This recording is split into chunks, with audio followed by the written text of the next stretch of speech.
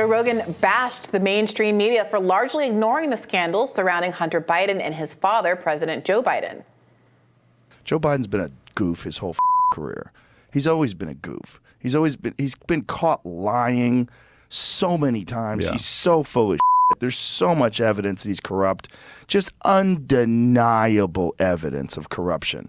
And the stuff with him and his son, and then the guy who just testified that was business partners with Hunter, who talked about all the different things that Joe was involved with. Evan Archer. Yeah. It's fucking undeniable. And the fact that mainstream news is ignoring this, except for right-wing media, it's fucking crazy. Yeah, I agree. Go ahead. Yeah. No, go ahead.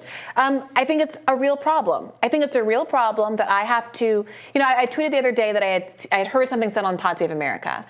And I was reporting that this is what liberals are saying about the left candidates. And a bunch of people on Twitter were like, well, why are you even listening to Pod Save America? It's liberal dreck. And I'm like, because I can't find out about everything that's going on in the world unless I listen to Rogan and Pod Save America and a bunch of independent lefty shows. And that is time consuming and it's frustrating. But the reality is he's completely right that the average Democrat is almost completely unaware of what the underlying actual allegations are about Hunter Biden and that it's not a nothing burger. And I gotta say, the same way that the average Republican is completely unaware of the underlying charges that are being levied against Donald Trump in both the documents case and particularly in the 1-6 case. And it's causing there to be more division than is necessary because I think there is a bipartisan consensus about corruption being bad, about elites using the legal system to their control, that the government does in fact get weaponized by the powerful and not in the interest of average citizens very frequently. But instead, everything is wrapped in this partisan veneer. So I don't think he's at all wrong, but I do think it's a bigger problem than just this one case. Yeah, we've learned a lot more in recent weeks about the Hunter Biden case. Particularly, the goalpost shifting from there's nothing to see there at all to, well, Hunter Biden just had some unsavory personal stuff going on in his personal life to, okay, well, he had a lot of interesting overseas businesses to, okay, well, he was absolutely trying to get his father to bless that or to look like he's involved in some way that would be better for Hunter Biden's economic prospects to, and actually he did put his dad on the phone when he was meeting with these people. At least 20 times. A bunch of times. Yes. So people have to, feel like that there was something that ignoring it made no sense from the beginning. You just got to see the story, pursue the story to its logical ends, and be dispassionate about it. And there's still, I think, a lot more to come out. But the fact that Joe Biden actually was on the phone with Hunter Biden in the presence of these associates numerous times is a much more damning fact than anyone in the mainstream would have conceded was even a remote possibility a year ago.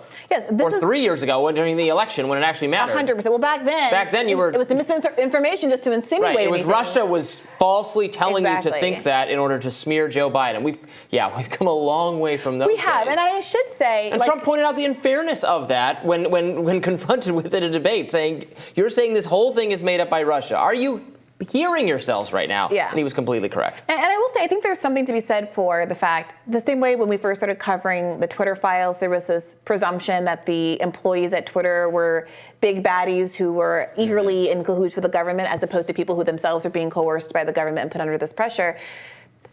Not to defend Democrats at all in positions of power. But I've learned through conversations with regular Democratic voters that many of them feel also kind of misled by their own media institutions as this Hunter Biden stuff has started to come out more. Mm-hmm. And they don't especially want to defend Joe Biden. They don't especially want to defend Hunter Biden. Half of the Democratic electorate doesn't want Joe Biden to be running. And this is what blind partisanship does. And this biased media coverage is what it does. It puts people into the position of aligning themselves with elites in one or two corporate parties instead of agitating for what the collective interests of most Americans actually are. And it would not be able to be a successful project without the media.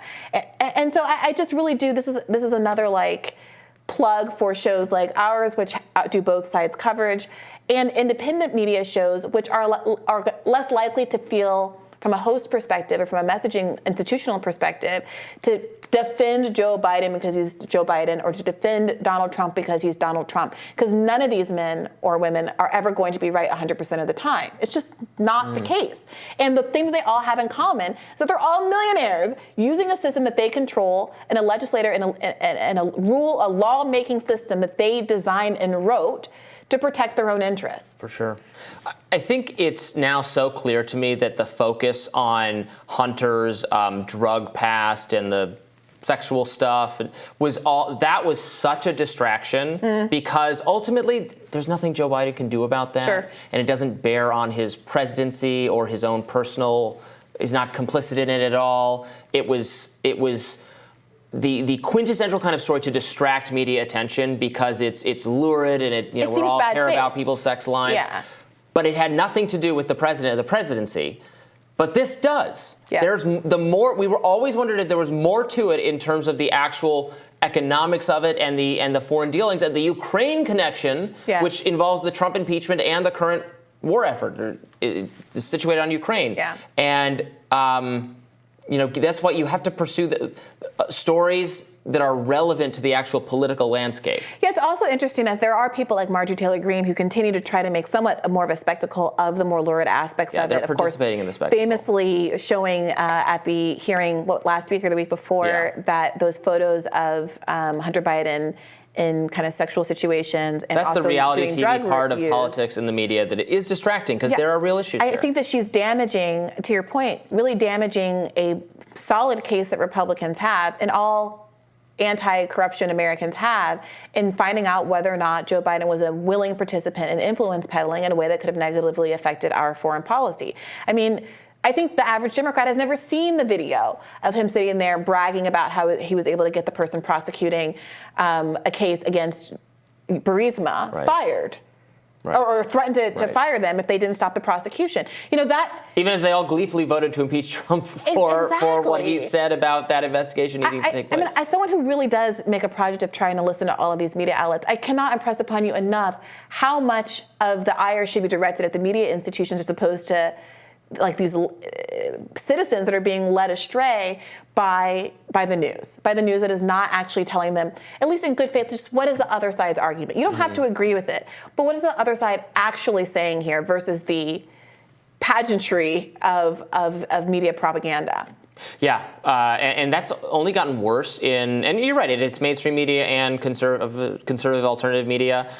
They used to, never perfectly, because there can be a thing where you're representing the other, you're bringing on two political operatives to make, to bad faith defend their own side, and you give them 30 seconds to the kind of crossfire style that probably isn't really serving the interests of actual, debate, but maybe was better, maybe it's not, I don't know, but now it's just if you're only watching one channel or program or platform, you're getting a so one-sided, warped view of things. I think maybe people, for some of the conservative or right-wing media, that there's something explicit about that it wasn't necessarily explicit for the mainstream media, but now people should understand is also explicit that you're getting a establishment version of events. I read a study some years back. I wish I could pull it up. I apologize for taking my word for it, but that showed that Fox News had more leftists on than CNN or MSNBC did. And we all know that CNN and MSNBC's version of having a right voice on the show is to have someone like Chris Christie, who's a never Trump Republican, not having someone who is accurately representing the voice of the Trump wing of the Republican Party. A former Bush neocon who is totally against all of President Trump's not just Trump, but all of his policies, everything that conservatives believe in. Yes, and so, and I also don't think it helps the case, because I do think there are instances where, when confronted, with a person who's arguing in good faith, that person might not be able to actually defend their arguments. I mean, I do think we have really interesting moments on this show where people from both political parties come on and their heads spin around because they're not used to getting critiqued by the one of us who's ostensibly more aligned with them. Me critiquing a Democrat or you critiquing a Republican, because they're only used to a certain kind of criticism, not a good faith criticism from the left or from a libertarian perspective. And it reveals a ton about the lacking nature of mainstream American politics and how unsatisfying it is for most people because they're all talking past each other about things that nobody cares about at all. Yeah, absolutely. Well, let's not be too self-congratulatory. We'll read the comments as always, see if you agree with how we're presenting, giving our spin, our takes on the news. And that actually does it for us for today. Tomorrow on Rising, Brianna and I will be back in the chairs to bring you everything going on Tuesday. Be sure to like, share, and subscribe so you never miss any content. And for those of you who prefer to listen while you're on the go, we are now available anywhere you listen to podcasts. All righty. We will see you later. Take care.